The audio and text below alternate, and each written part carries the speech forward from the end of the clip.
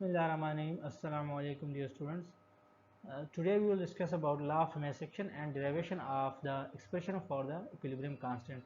आज हम law of mass section के बारे में पढ़ेंगे और equilibrium constant केसी के लिए जो expression यूज़ होता है वो भी हम डिराइव करेंगे।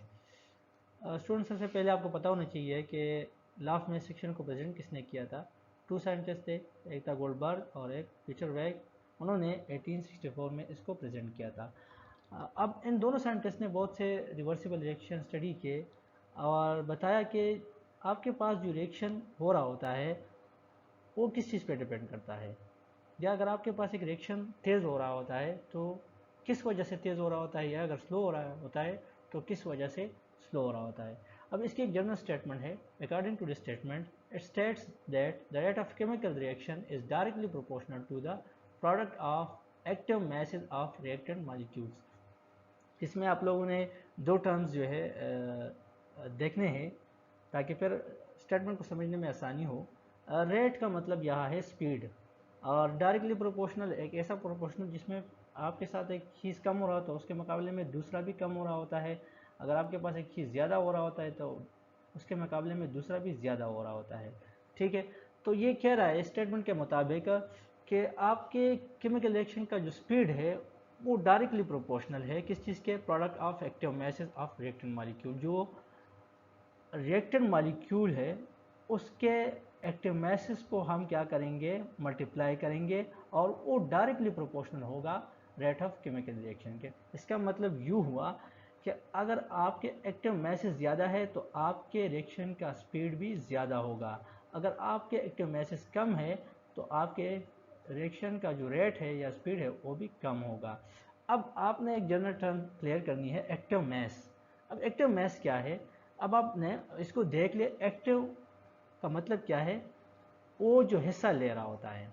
ठीक है, अब एक्टिव मैस का मतलब ये नहीं कि जो मैस यूज़ होता है, इसका मतलब होता है जो कंसंट्रेशन है प्रोडक्ट की और रिएक्टेंट की जो यूज़ हुआ होता है। ठीक है, उमूमन केमिकल रिएक्शन में भी सारा का सारा जो है वो कंसंट्रेशन इस्तेमाल नहीं होता। ठीक है ना, तो वो जो भी इस्तेमाल हो रहा होता है उसको हम एक्टिव मैस कहेंगे सिर्फ। फॉर एग्जांपल आप एक शॉप पे गए, आपने 1 दर्जन बनानास लेके आते हैं और उसमें से आप 5 खाते हैं या 6 खाते हैं। जो आपने खा लिया वो एक्टिव मैस है क्योंकि उसने हिस्सा लिया, बाकी जो है उसने हिस्सा नहीं लिया तो वो एक्टिव मैस नहीं है। यहाँ पर मैंने एक जनरल एग्जाम्पल दिया है जिसमें आयरन जो है ऑक्सीजन के साथ कंबाइन करता है और फिर एक ऑक्साइड बना देता है। अब इसमें आप देखें रिएक्टेंट में किस किसने हिस्सा लिया, कितने मोल्स जो है किसके जो है वो खर्च हो चुके हैं। इसमें 4 मोल जो है वो आयरन के और 3 मोल जो है वो ऑक्सीजन के। अब ये हमारे पास एक्टिव मैसेज है। अब एक्टिव मैस के लिए यूनिट हम कौन से यूज़ करेंगे, मोल डी एम क्यूब। और एक्टिव मैस की एक्सप्रेशन हम कैसे करेंगे, हम जो है इसको एक्सप्रेस करेंगे, इसको इंक्लोज करेंगे स्क्वायर ब्रैकेट में। इस तरह एक स्क्वायर ब्रैकेट जो है वो लगाएंगे और एक्टिव मैस जो है हम इस तरह एक्सप्रेस करेंगे। इसके बाद है next question, mathematical derivation for equilibrium constant KC. अब इसकी जो है मैथमेटिकल डिराइवेशन हमने करनी है। उसके लिए हम एक जनरल हाइपोथेटिकल रिवर्सिबल रिएक्शन ले लेंगे जिसमें a प्लस बी कंबाइन होकर रिवर्सिबल रिएक्शन के नतीजे में c प्लस डी दे देता है। अभी आप लोगों ने स्टेटमेंट में पढ़ा कि rate of forward reaction is directly proportional to active mass A into active mass B। अब rate of forward reaction is equal to, अब जब हम प्रोपोर्शनलिटी साइन हटाते हैं तो उसकी जगह इज इक्वल टू और एक कांस्टेंट वैल्यू लगा लेते हैं जिसमें यहाँ हमारे पास K और F is for forward reaction into active mass A and active mass B। अब इसी तरह rate of reverse reaction is directly proportional to C active mass C into active mass D। अब प्रोपोर्शनलिटी साइन खत्म करने के लिए हम is equal to लगाएंगे। अब होगा rate of reverse reaction is equal to K R, यहाँ भी हम एक कांस्टेंट वैल्यू लगा देंगे, R is for rate of reverse reaction into active mass C active mass D. अब यहाँ पर हमारे पास के एफ और के आर जो है रेट कांस्टेंट है for forward and reverse reaction respectively. के एफ जो है rate constant for forward reaction, and Kr is the for rate constant for reverse reaction.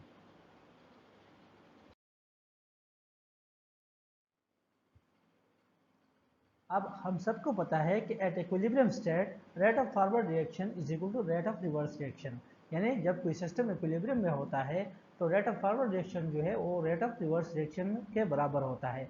और अगर हम इस इक्वेशन को देख लें तो अब ये इक्वेशन हमारा कैसे बन जाता है, K F into active mass A into active mass B is equal to K R into active mass C into active mass D.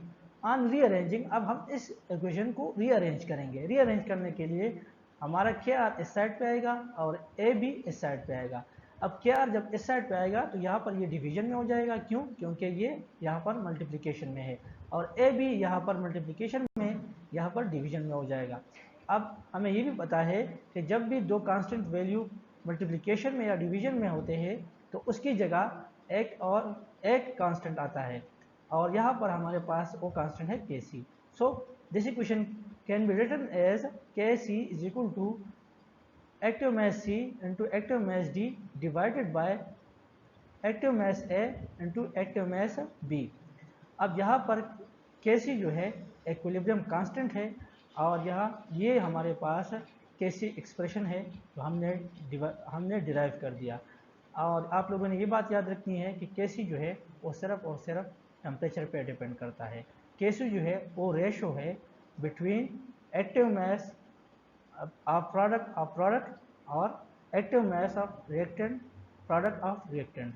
ये रेशो है between active mass is of product और active mass is of reactant.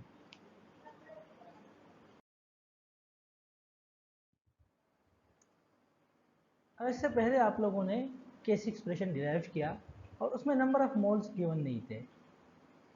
अब अगर आपके पास number of mole given है, जैसे कि इस रिएक्शन में आप देख सकते हैं नंबर ऑफ मोल गिवन है, अब इसके लिए कैसे जो है आप लोग केसी डिराइव करेंगे। आप लोगों ने बात याद रखनी, नंबर ऑफ मोल्स जो है यहाँ पर 2 है, 3 है, यहाँ पर 4 है, यहाँ पर 5 है। अब ये नंबर ऑफ मोल जो है ये कोएफिशिएंट है और ये पावर में जाएगा, और आपको पता है कि केसी जो है ये रेशियो है between the active mass of product that is divided by the active mass of product of reactant.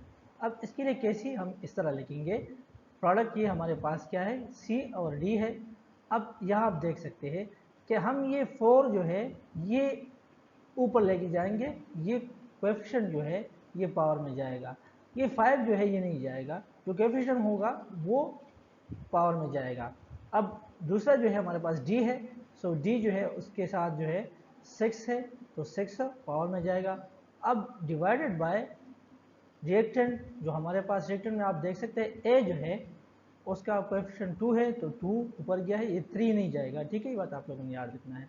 और बी के साथ जो है 3 है, तो ये 3 पावर में जाएगा। अब आप बाकी भी एग्जांपल ले सकते हैं, जैसे कि हमारे पास नाइट्रोजन के साथ रिएक्ट करता है और अमोनिया बनाता है रिवर्सिबल में, ये भी रिवर्सिबल रिएक्शन ही है। अब आप इसको इसका केसी ले सकते हैं, प्रोडक्ट को डिवाइड करेंगे रिएक्टेंट पे, ठीक है, केसी लिखने के लिए। अब हमारे पास ये प्रोडक्ट है, तो ये 2 कोएफिशिएंट है, ये पावर में जाएगा। यहाँ पर जो है 1 है लेकिन वो लिखा नहीं जाता, तो बस ठीक है, ये कंसिडर किया जाता है इधर इस तरह, ठीक है। और फिर हाइड्रोजन है, इसका 3 है, 3 मोल है, तो ये जो है आपके पास क्या जाएगा, पावर में जाएगा। Okay, thanks.